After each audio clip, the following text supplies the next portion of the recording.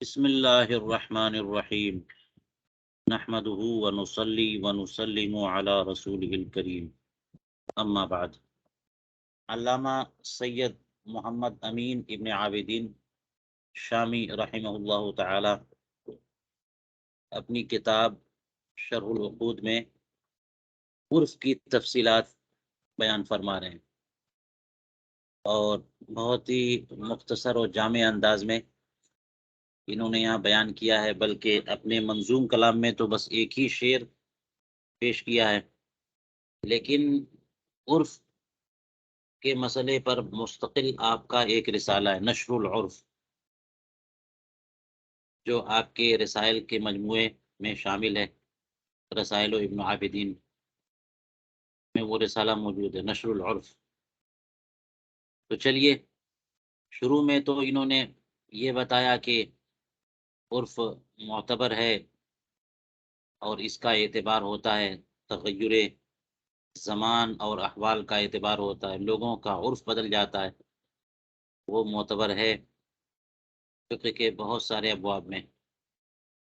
بلکہ 20-22 یا اس سے زائد مثالیں بھی آپ نے پیش کی ایسے احکام کی جو کہ عرف کی بنیاد پر بدل گئے۔ پہلے حکم کچھ اور تھا اور پھر بعد میں کچھ اور حکم دیا گیا۔ چلیے، اس تعلق سے علامہ زین الدین ابن نجیم مصری رحمہ اللہ کی ایک جو کتاب ہے الاشباح والنظائر، اس میں بھی انہوں نے چھٹا جو قاعدہ رکھا ہے نوع اول میں، وہ اسی کے متعلق ہے۔ بڑی تفصیلات انہوں نے کی ہے عرف و عادت کی، تو زیادہ مسائل اور جزیات وہاں مل جائیں گے۔ فرماتے ہیں علامہ شامی فرماتے ہیں کہ ثم اعلم ان العرف قسمان عام و خاص، فالعام يثبت به الحكم العام ويصلح مخصصا للقياس والأثر، بخلاف الخاص فإنه يثبت به الحكم الخاص ما لم يخالف القياس أو الأثر فإنه لا يصلح مخصصا۔ یہ بات ذہن میں رہے کہ عرف کی دو قسمیں ہیں، عرف عام اور عرف خاص۔ عرف عام، عرف خاص۔ عرف عام کا اعتبار ہے اور عرف خاص کا ہر جگہ اعتبار نہیں ہے، محدود اعتبار اس کا ہوتا ہے۔ فرما رہے ہیں کہ عرف کی دو قسمیں عام اور خاص۔ فالعام،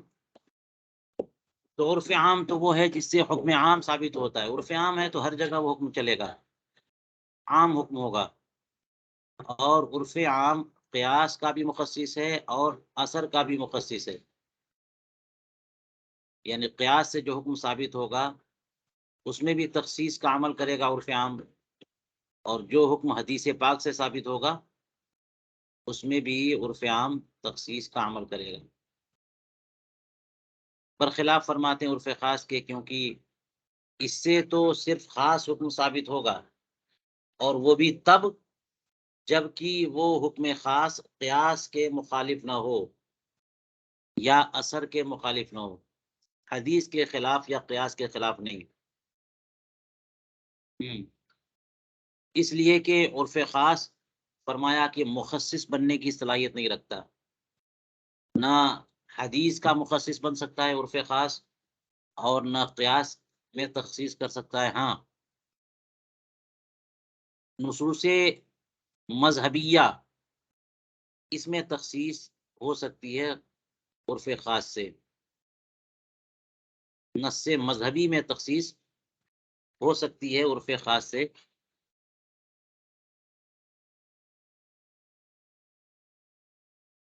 لیکن نصوص شرعیہ میں تخصیص نہیں ہو سکتی عرف خاص سے۔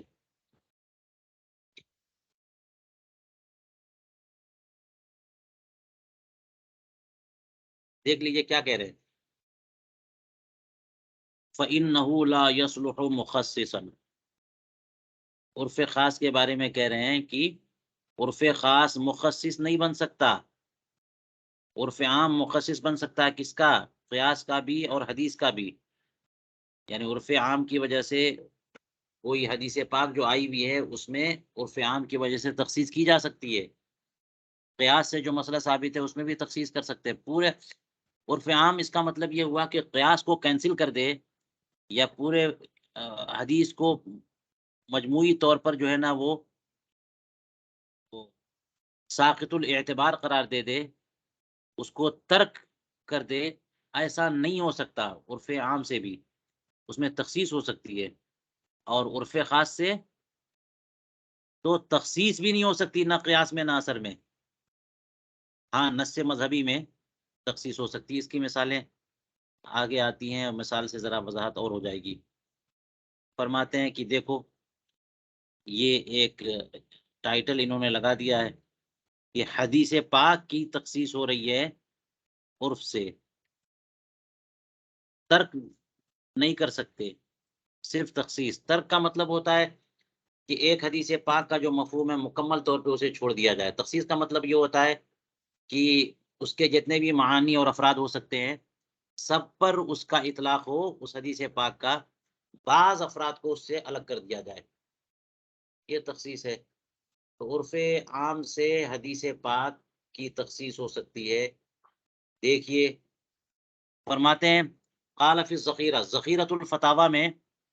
ارشاد فرمایا، کتاب الاجارہ کی 8ویں فصل میں، کتاب الاجارہ کی 8ویں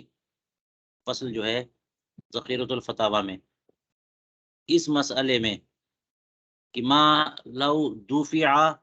الی حائک، ما لو دفع الی حائک غزلا لینسجہ بالثلث، اس باب میں، اس مسئلے میں کہ کسی نے بنکر کو، حائک کو، کپڑا بننے والے کو سوت دیا، دھاگا دیا، تاکہ اسے وہ کپڑا بن دے تہائی کے عوض، یعنی مثال کے طور پر 10 کلو وزن کا یا 10 بیگ جو بھی چلتا ہو، اتنے دھاگے اس نے دے دیے ایک بنکر کو کہ لے جاؤ یہ دھاگے، یہ سوت لے کے جاؤ، اور ان سارے دھاگوں کو بن کر کے کپڑا تیار کر دینا، اور اسی میں سے 1/3 تم اپنی اجرت میں رکھ لینا۔ جی، جس میں عمل کروانا ہے اسی کو اجرت بنانا، یہ حدیث پاک سے ممنوع ہے۔ اس کو کہتے ہیں قفیز طحان کا مسئلہ۔ اس کو کیا کہتے ہیں؟ قفیز طحان کا مسئلہ، یعنی کسی آٹا پیسنے والے کو گیہوں جو ہے دے دیا، جو دے دیا 1 بورا، اور کہا کہ اسی میں سے اتنا تم اجرت میں رکھ لینا اور باقی کا آٹا پیس دو، یا چند بوریے دیے اور کہا کہ 10 بورے جو ہم نے دیے ہیں گیہوں یا دھان، اس میں سے 1 بورا آپ اپنے پاس رکھ لو، اجرت میں 9 ہمیں پیس کر کے دے دو۔ تو عمل سے ہی اجرت حاصل کرنا، عمل کو ہی اجرت بنانا، یہ حدیث پاک سے منع ہے۔ اسی کو کہتے ہیں قفیز طحان سے رسول کریم علیہ الصلوۃ والسلام نے منع فرمایا۔ جس چیز کا عمل کروانا ہے اسی کو اجرت بنا دینا حضور کریم علیہ السلام نے منع فرمایا ہے۔ تو اس لیے یہ مسئلہ سامنے آیا کہ کسی نے کپڑا تیار کرنے والے کو سوت دے دیا کہ تم اسے لے جاؤ اور کپڑا بنا دو، اور اسی دھاگے کا 1/3 حصہ تم اجرت میں رکھ لینا۔ یہ جائز ہے یا نہیں؟ جائز نہیں ہے۔ فرماتے ہیں وہ مشائخ و بلخ کا نصیر ابن یحییٰ و محمد ابن سلمہ وغیرہما کانوا یجیزون هذه الإجارة في الثياب لتعامل اہل بلدهم في الثياب۔ کیا فرمایا؟ دیکھیے، بلخ کے مشائخ جیسے حضرت نصیر ابن یحییٰ ہے، محمد ابن سلمہ ہے، اور بھی لوگ ہیں، یہ لوگ کپڑوں میں اس اجارے کی اجازت دیتے تھے، جائز قرار دیتے تھے، کپڑے میں چلے گا۔ کیوں؟ اس لیے کہ ان کے شہر والوں میں کپڑے میں اس قسم کے اجارے پر عمل جاری ہے، اس پر تعامل ہے، وہ گویا کہ تعامل ہو جانے سے ایک عرف بن جاتا ہے۔ والتعامل حجۃ یترک بہ القیاس، اور تعامل بلا شبہ حجت ہے، اس سے قیاس متروک بھی ہو سکتا ہے۔ ویخص بہ الاثر، اور اثر میں تخصیص بھی کی جا سکتی ہے، حدیث پاک میں تخصیص بھی ہو سکتی ہے۔ یہ دیکھ لیجیے آپ۔ تو مشائخ بلخ جو ہے اس اجارے کی اجازت دیتے ہیں کہ بنکر کو دھاگے دیے جائیں اور اس سے کہا جائے کہ تم کپڑے تیار کر دو اور اسی میں سے اتنے دھاگے اجرت پہ رکھ لینا، اجرت کے طور پہ رکھ لینا۔ مشائخ بلخ جو ہے نا اپنے علاقے کے تعامل کی کو بنیاد بنا کر کہتے ہیں یہ جائز ہے، یعنی صرف کپڑوں میں جائز ہے۔ ممانعت جو حدیث پاک میں ہے وہ قفیز طحان میں ممانعت ہے، آٹا پسوانے میں۔ فرماتے ہیں دیکھیے وَيُخَصُّ بِهِ الْأَثَر، اثر کی تخصیص ہوگی۔ وَتَجْوِيزُ هَذِهِ الْإِجَارَةِ فِي الثِّيَابِ لِلتَّعَامُلِ، کپڑوں میں جو اس اجارے کی کو جائز قرار دیا گیا ہے وہ کیوں؟ تعامل کی بنیاد پہ۔ تو یہ جو جائز قرار دیا گیا تعامل کی بنیاد پہ، یہ تخصیص ہے، ترک نہیں ہے، بمعنی تخصیص النص الذي ورد فی قفیز الطحان، یہ اس مفہوم میں کہ نص میں تخصیص کی جا رہی ہے، وہ اس نص میں جو کہ قفیز طحان کے بارے میں نص وارد ہوئی ہے۔ رسول کریم علیہ الصلوۃ والسلام نے قفیز طحان سے منع فرمایا، لأن النص ورد فی قفیز الطحان لا فی الحائق، حضور کریم علیہ السلام نے تو قفیز طحان کے بارے میں منع کیا نا، یہ حائق کو کپڑا بننے کے لیے دیا جائے اور اسی سے اس کو اجرت دے دی جائے، اس سے تو منع نہیں فرمایا۔ نص قفیز طحان کے بارے میں ہے، نسج الحائق کے بارے میں نہیں ہے۔ ہاں یہ کہہ سکتے ہیں کہ وہ نص وہ قفیز طحان کو منع کر رہی ہے، حرام قرار دے رہی ہے، تو دلالت تو اس حدیث پاک کی اس پر بھی ہے، الا ان الحائق نظیرہ فیکون واردا فیہ دلالتاً، تو مگر یہ ہے کہ حائق کا معاملہ جو ہے نا اسی جیسا تو ہے، جیسے آٹا پیسنے والا آٹا پیستا ہے، یعنی گیہوں یا جو پیستا ہے اس میں عمل کرتا ہے اور پھر جو میں سے کچھ جو رکھ لیتا ہے، گیہوں میں سے کچھ گیہوں رکھ لیتا ہے، بالکل یہی تو معاملہ یہاں بھی ہوا کہ مالک کے دھاگے کو بن بن کر کے اس نے کپڑے تیار کیے اور کچھ دھاگے رکھ لیے، تو یہ نظیر ہے۔ لہذا وہ حدیث پاک اس کیس میں بھی کپڑے بننے کے معاملے میں بھی وارد ہوئی، صراحتاً نہ صحیح دلالتاً، نصاً نہ صحیح دلالتاً وارد ہوئی، تو یہاں بھی منع ہونا چاہیے۔ لہذا کہتے ہیں کہ یہ منع ہے، لیکن تعامل نے تخصیص کر دی، تعامل نے تخصیص کر دی۔ تعامل چونکہ اس علاقے میں بلخ کے علاقے میں کپڑوں میں تعامل چل رہا ہے، عرف ہے، تو اس لیے عرف کی بنیاد پر کپڑے اس سے خارج ہو جائیں گے اور باقی تمام چیزوں میں یہ مسئلہ چلے گا کہ جس چیز میں عمل کیا جائے اسی کو اجرت بنا دیا جائے، یہ درست نہیں ہے۔ وَمَتَىٰ تَرَكْنَا الْعَمَلَ بِدَلَالَةِ هَذَا النَّصِ فِي الْحَائِقِ، تو جب ہم نے جو ہے اس نص کی دلالت پر عمل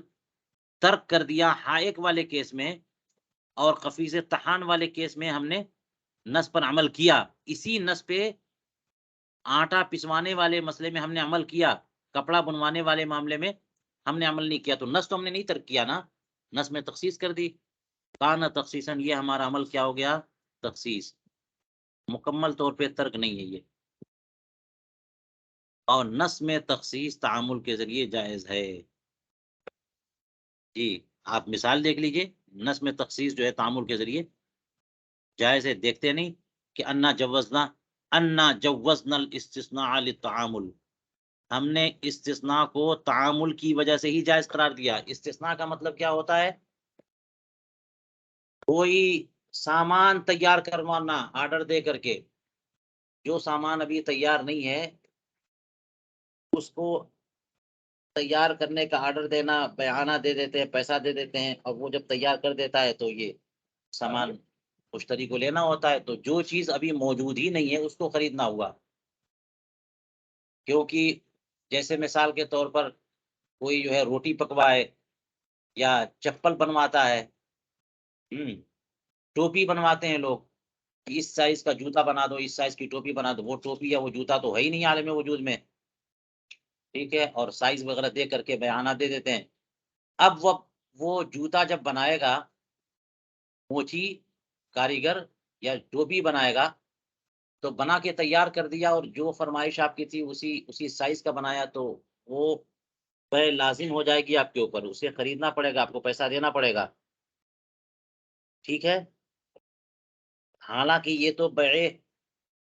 ما لیس عنده ہے، جو ایسی چیز بیچنا ہے جو ابھی موجود نہیں ہے، جو چیز قبضے میں نہیں ہے اس کو بیچنا بھی منع،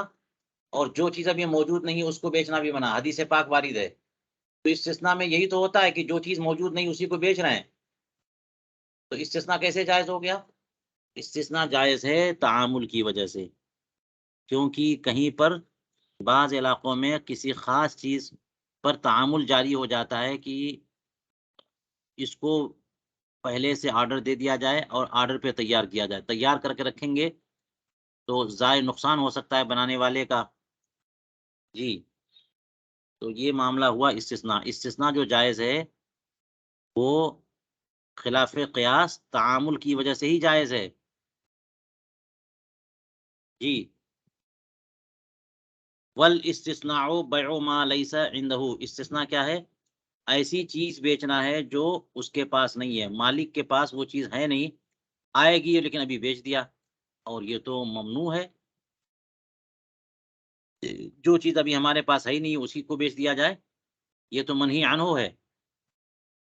اور فرماتے ہیں وتجویز الاستثناء بالتعامل تخصیص منا للنص الذي ورد في النهي عن بيع ما ليس عند الانسان، اور تعامل کے ذریعے استثناء کو جائز قرار دینا یہ ہماری طرف سے اس نص کو چھوڑ دینا نہیں ہے، بلکہ نص میں تخصیص ہے، یہ ہماری طرف سے اس نص میں تخصیص ہے جو اس سلسلے میں وارد ہوئی کہ کوئی چیز بندے کے پاس نہیں ہے تو اسے مت بیچو، یہ لے کر کے ہم بیچ دیں گے، یہ سب نہیں چلے گا۔ وہ نص جو کہ وارد ہوئی اس سلسلے میں کہ ایسی چیز بیچنا منع ہے جو انسان کے پاس نہ ہو، ایسی چیز کو فروخت کرنا منع ہے جو انسان کے پاس نہ ہو۔ استثناء میں یہی ہوتا ہے کہ مٹیریل وہاں سے لائیں گے، وہ وہاں سے لائیں گے، لا کر کے تیار کر دیں گے، وہ چیز ابھی تو ہے نہیں، ایسی چیز بیچ رہے ہیں جو ابھی ہمارے پاس نہیں ہے، استثناء میں یہی ہو رہا ہے، تو یہ ہم کر رہے ہیں۔ تو اس کا مطلب یہ ہوا کہ یہ جو حدیث پاک کا مفہوم ہے النہی عن بیع ما لیس عند الانسان، جو چیز انسان کے پاس نہیں ہے اس کو بیچنا منع، تو یہ مسئلہ ہر جگہ چلے گا سوائے استثناء کے، جی۔ تو تخصیص نہ ہو گئی، ہم اس حدیث پاک کے قائل ہیں، اسی پر عمل ہوتا ہے، کوئی ایسی چیز جو ہمارے پاس نہیں ہے اس کو بیچنا یہ منع ہے۔ تو استثناء کے جواز کا جو قول تعامل کی بنیاد پہ کیا گیا ہے وہ اصل میں نص کی تخصیص ہے، نص کو ترک کرنا نہیں ہے۔ ہم یہ نہیں کہنے کہ جناب کوئی بھی چیز آپ بیچ سکتے جو آپ کے پاس نہیں ہے، نہیں، کوئی بھی چیز جو آپ کے پاس نہیں آپ نہیں بیچ سکتے، استثناء کا کیس ہے بالکل الگ ہے۔ لأن عاملنا بالنص فی غیر الاستثناء، اس لیے کہ استثناء کے علاوہ مسائل میں ہم اس نص پر عمل کرتے ہیں، تو تخصیص ہو گئی، واضح ہو گئی بات کہ عرف عام کی بنیاد پر قیاس میں بھی تخصیص ہو سکتی ہے، اور خاص طور سے نصوص شرعیہ میں بھی تخصیص ہو سکتی ہے، نصوص شرعیہ کو ترک نہیں کر سکتے۔ قالوا وهذا بخلاف ما لو تعامل اهل بلدة قفیز الطحان، اگر کسی خاص شہر کے لوگ قفیز طحان پر تعامل کر لیں تو یہ کیس اس کے برخلاف ہے، کیونکہ وہ تھوڑی جائز ہو جائے گا، وہ تو ترک نص ہو جائے گا، کم معاملہ ہو جائے گا۔ نص کے مقابلے میں تعامل، نص کے مقابلے میں عرف، اور یہ بھی کون سی؟ تعامل اہل بلدہ، کسی خاص شہر کے لوگ تعامل کر لیں کہ چلو ہم قفیز طحان والا عمل کرتے ہیں اور گیہوں دیکھ کر کے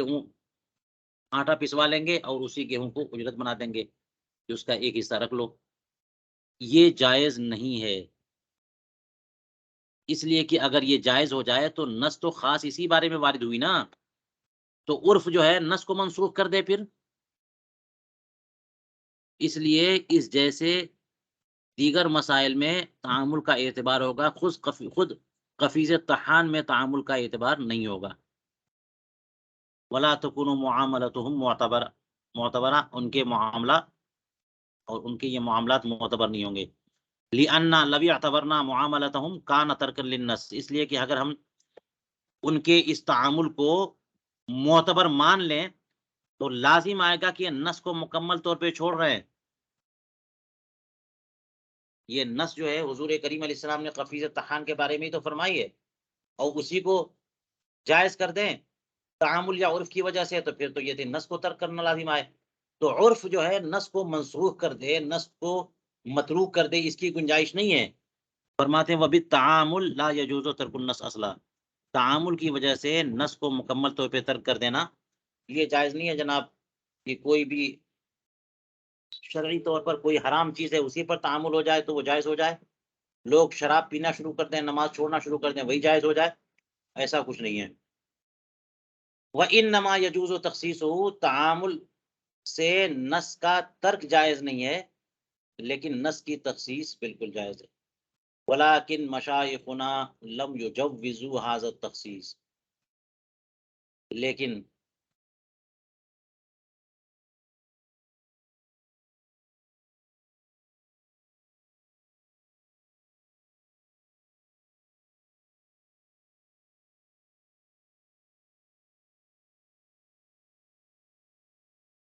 یہ بات آ گئی لیکن سے استدراک ہے اس معاملے سے.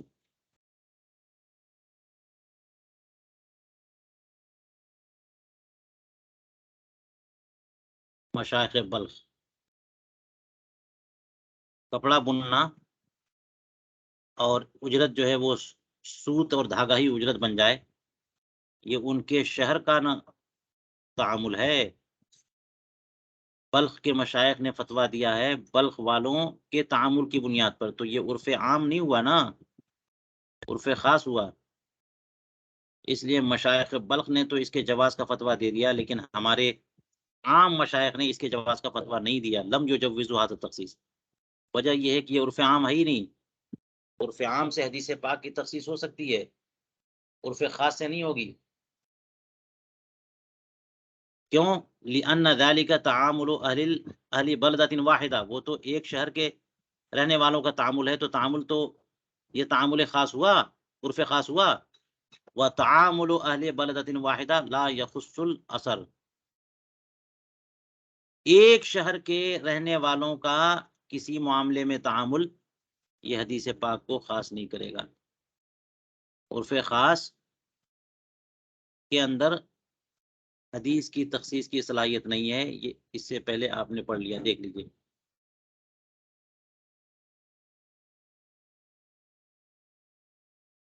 یہ دیکھیے بخلاف الخاص فإنه لا يصلح مخصصا، عرف خاص مخصص نہیں بن سکتا.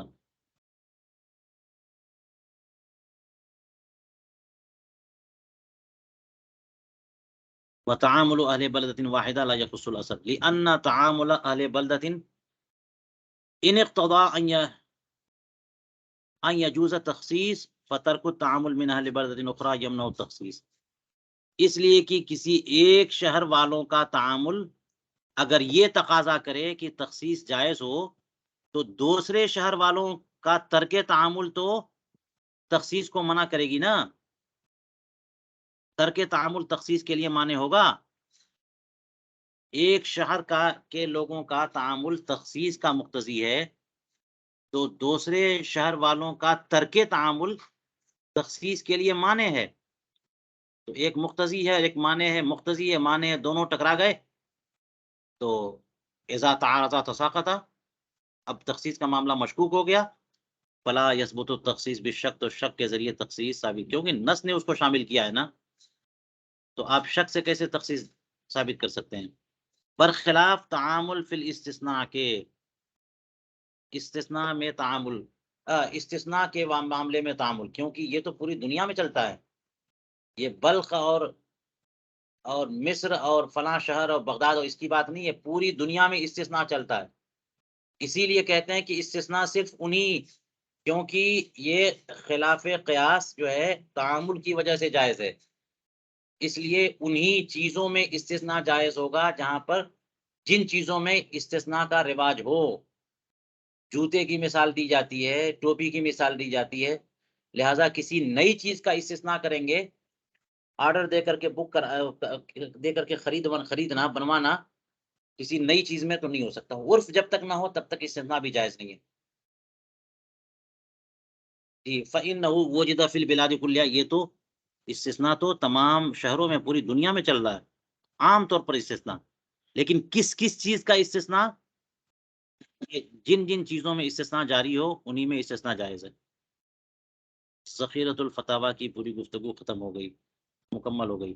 فرماتے ہیں اب دیکھیے عرف عام اور عرف خاص کا اعتبار، والحاصل ان العرف العام لا يعتبر اذا لزم منه ترک المنصوص۔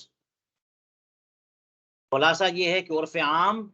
سے اگر منصوص کا ترک لازم آئے تو اس کا اعتبار نہیں ہوگا۔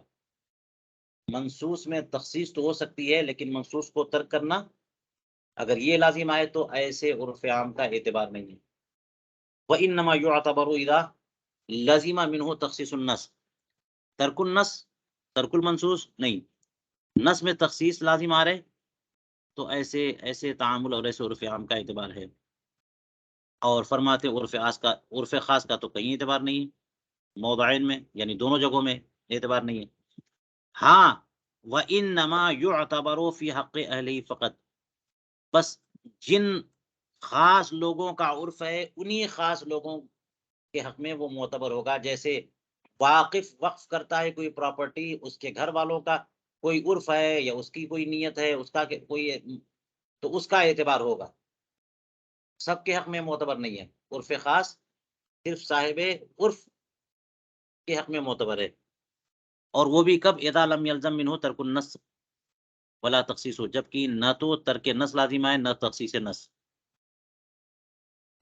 نہ تو نص میں تخصیص لازم آئے نہ نص کا ترک لازم آئے، تبھی جا کر کے عرف خاص معتبر ہے۔ وَإِنْ خَالَفَ ظاہر روایہ، اگرچہ یہ ان وصلیہ ہے، اگرچہ ظاہر الروایہ کے خلاف ہو، کیا؟ یہ عرف خاص،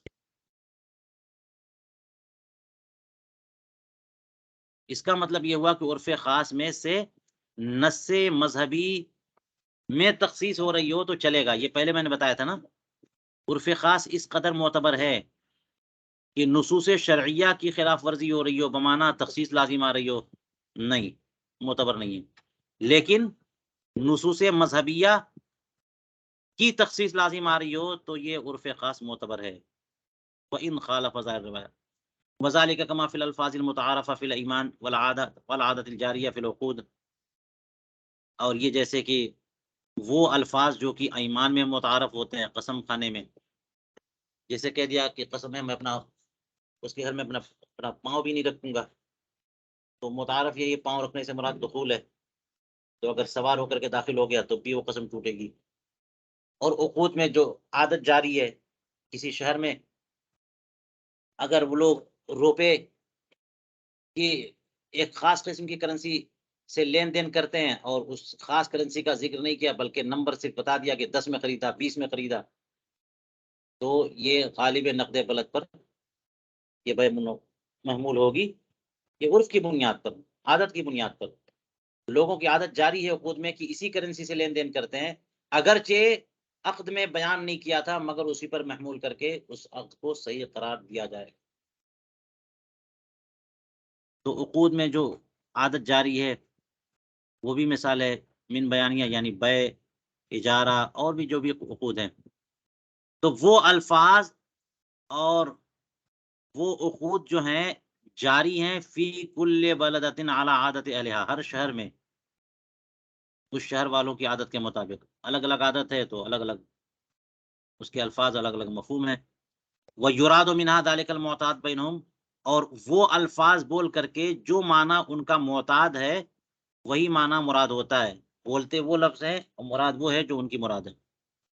ایک لفظ کا مفہوم مراد کسی ایک شہر میں کچھ اور ہے، دوسرے شہر میں کچھ اور ہے، تو جو ہیں ان کا عرفی معنی ہے اسی کا اعتبار ہوگا، اور ان کے ساتھ وہی معاملہ ہوگا، نہ کہ دون غیرہم، نہ کہ دوسروں کے ساتھ، وہ بس وہیں تک رہے گا۔ جیسے مثال کے طور پہ ایک لفظ ہے، کسی خاص علاقے میں طلاق کے لیے بولتے ہیں، تو وہاں پر جو لفظ وہ بولے گا، جو بھی وہ لفظ بولے گا طلاق واقع ہو جائے گی۔ دوسرے شہر میں وہ لفظ طلاق کے لیے نہیں بولتے، تو نہیں والے طلاق نہیں ہوگی، یہ ہوگا انہی کے ساتھ خاص ہوگا۔ تو جو لوگ کسی خاص عرف کو پر عمل کرتے ہیں، کوئی خاص عرف ان کا ہے، تو ان کے ساتھ جو ان کا عرف ہے اسی کے اعتبار سے صحت و فساد کا معاملہ کیا جائے گا، جیسا کہ وہ تقاضا ہوگا، کہ اگر ان کے حساب سے صحیح ہے، ان کے عرف کے اعتبار سے تو کہہ دیں گے صحیح ہے، ورنہ کہہ دیں گے فاسد ہے۔ اور یوں ہی تحریر اور تحریم اور تحلیل اور دیگر، کسی کو حرام قرار دے دینا، کسی کو حلال قرار دینا، جی، تعلیق میں، وقف میں، اجارات میں، اسی طرح سے طلاق کی تعلیق، یا حلف بالطلاق یا یمین بالطلاق کا مسئلہ ہے، یا خود طلاق کا مسئلہ ہے، تو ان سب میں صحت و فساد و تحریم و تحلیل کا اعتبار لوگوں کے عرفی معنی کے اعتبار سے ہوگا، وغیرہ ذالک۔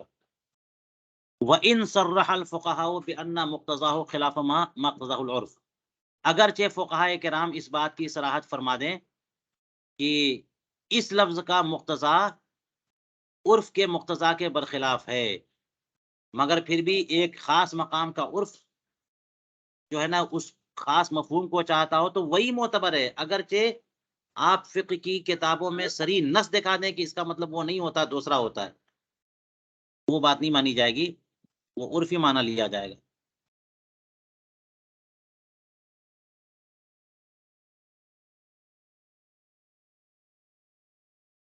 لِأَنَّ الْمُتَكَلِّمَ إِنَّمَا يَتَكَلَّمُ عَلَى عُرْفِهِ وَعَادَتِهِ، کیونکہ متکلم تو اپنے عرف و عادت پہ بولتا ہے نا،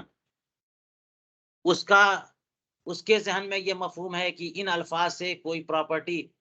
وقف کرے گا تو وقف ہو جائے گی پراپرٹی، اور فقہائے کرام فرماتے کہ ان الفاظ سے کوئی جائیداد وقف نہیں ہو سکتی، تو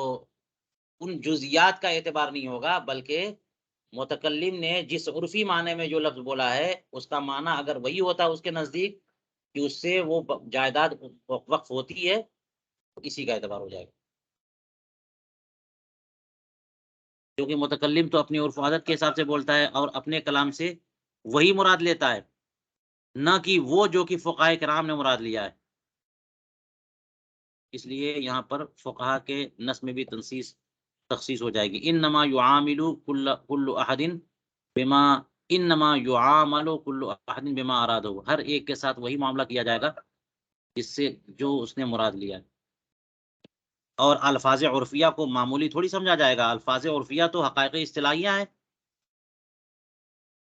طلاق کا لفظ ہے، کسی لینگویج میں، کسی زبان میں اس کے لیے کوئی نیا لفظ بولتے ہیں لوگ، کوئی الگ سے لفظ بولتے ہیں، تو وہ لفظ بول دے گا تو وہی صریح لفظ مانا جائے گا، تو عرفی الفاظ تو اصطلاحی حقائق بن جاتے ہیں۔ یسیر و بہاد المعنی الاصلی کالمجاز اللغوی، اس معنی اصلی، ہاں، اس کے ذریعے، اس کی وجہ سے معنی اصلی جو ہے مجاز لغوی کے درجے میں ہو جاتا ہے، اور اصل حقیقی معنی وہی عرفی معنی حقیقی معنی ہو جاتا ہے، اور اصلی معنی جو ہے وہ مجازی معنی ہو جاتا ہے، الٹ معاملہ ہو جائے گا، کیونکہ عرف میں جائے، عرفاً وہ مفہوم جاری ہے۔ قال فی جامع الفصولین مطلق الکلام فیما بین الناس ینصرف الی المتعارف، کلام جو مطلق ہو لوگوں کے درمیان وہ متعارف کی طرف پھرے گا، اگر مطلق کہہ دیا کوئی چیز تو متعارف جو اس علاقے میں اسی کے، جیسے مثال کے طور پر میں نے پیسے کی مثال دی، ہدایہ میں آپ لوگوں نے پڑھا کہ کسی نے مول بھاؤ کرنے میں، عقد بیع کرنے میں کہہ دیا کہ 10 میں نے اس مال کو بیچا، اس نے کہا 10 میں نے خریدا، اور نہیں بتایا کہ کون سی کرنسی، تو متعارف کرنسی جو ہے جو غالب نقد بلد ہے اسی کی طرف پھیریں گے، تو یہاں پہ کلام مطلق تھا اس کو کدھر پھیرا؟ متعارف کی طرف۔ علامہ قاسم ابن قتل و بغا کے فتاوے میں ہے، فرماتے التحقیق ان لفظ الواقف والموسی والحالف والناظر وكل عاقد يحمل على عادته في خطابه ولغته۔ واقف، یہ 4-5 مسائل دیکھیے، وقف کا مسئلہ ہو یا وصیت والا یا حلف والا یا نظر منت اور نظر ماننے والا، تو واقف کے الفاظ جو ہے وہ لغوی مفہوم نہیں لیا جائے گا اور فقہی مفہوم بھی نہیں لیا جائے گا، بلکہ واقف کا جو عرفی مفہوم ہے وہی لیا جائے گا، جو اس کے علاقے میں، اس کے گھر میں یا اس کے دماغ میں جو چل رہا ہے، اس کے علاقے میں جو چلتا ہے، عرفی معنی لیا جائے گا، لغوی معنی، حقیقی معنی بھی نہیں لیا جائے گا۔ تحقیق یہ ہے کہ لفظ واقف کا لفظ واقف ہے، موسی ہے، حالف ہے، ناظر ہے، ہر عاقد اس کے جو الفاظ عقد ہے اس کو اس کی عادت پہ محمول کریں گے، جو وہ عادت ہے اس کے اپنے خطاب میں، اس کی لغت پہ محمول کریں گے، جو لغت وہ استعمال کرتا ہے، چاہے لغت عرب جو اس کی موافقت کرے، لغت شارع اس کی موافقت کرے یا نہ کرے۔ فرماتے ہیں علامہ شامی جو ہے نا، یہ بات مکمل کرنے کے بعد اپنی مشہور کتاب، اپنا مشہور رسالہ نشر العرف کی طرف اشارہ کرتے ہوئے فرماتے ہیں ثم اعلم انی لم ارى من تکلم علی هذه المسألة بما يشفي العلیل وکشفها يحتاج الى زیادت تطویل۔ فرماتے ہیں کہ میں نے کسی کو نہیں دیکھا جنہوں نے اس مسئلے میں ایسی گفتگو فرمائی ہو جو بیمار کو شفا دے دے، یعنی بیمار سے مراد بیمار زیادتی علم، یعنی اس کو ضرورت ہے کہ عرف کے تعلق سے تسلی بخش اور تشفی بخش کلام مل جائے، تو ایسا کلام جو ہے نا کسی کے کلام میں ایسا تسلی بخش کلام نہیں ملا۔ فرماتے وکشفها یحتاج الی زیادت تطویل، اس مسئلے کو وضاحت کے طور پر بیان کرنا، اس میں مزید تطویل اور تفصیل کی ضرورت ہے، کیونکہ کلام تو بڑا لمبا ہوگا، اس میں مختصراً کیسے بیان کر سکتے ہیں؟ اور اس کی وجہ کلام کیوں لمبا ہوگا؟ کیونکہ فروع و اصول کے ذکر کی ضرورت ہے، اور بہت سارے ایسے سوالات ہیں جو مقدر ہیں، ان کے جوابات کی ضرورت ہے۔ وَأَجْوِبَةٍ عَمَّا عَسَىٰ يُقَالُ وَتَوْضِيحِ مَا بُنِيَ عَلَىٰ هَذَا الْمَقَالِ، اور جو چیزیں ان مقال پر مبنی ہیں ان کی توضیح کی بھی ضرورت ہے۔ تو میں یہاں پر جو کچھ بھی میں نے اب تک ذکر کیا اسی پر اختصار کرتا ہوں، اور میں نے جو کچھ بھی چھپا رکھا ہے اپنے دل میں، ابھی مزاج میں، ذہن میں بہت ساری باتیں موجود ہیں، ان سب کا اظہار میں نے کر دیا ہے، بیان کر دیا ایک ایسے رسالے میں جو خاص اسی شعر کی تشریح میں نے تفصیل سے لکھا ہے، وہ نشر العرف۔ وضمنتها بعض معانیت، اور بعض وہ چیزیں جو میں چاہتا تھا بیان کرنا اس کو وہاں پہ ضمناً بیان کر دیا، اس کا نام رکھا نشر العرف فی بناء بعض الاحکام علی العرف۔ جس کو زیادہ مزید تفصیل چاہیے وہ اس رسالے کی طرف مراجعت کرے۔